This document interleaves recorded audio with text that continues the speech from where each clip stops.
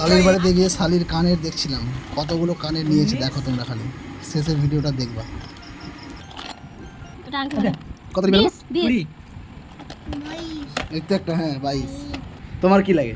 তোমার তো 11 কানের হলে হয়ে যায়। আর কি আচ্ছা সিটি গোল্ড হলো তো কি কানের ব্লেন্ডার নিয়ে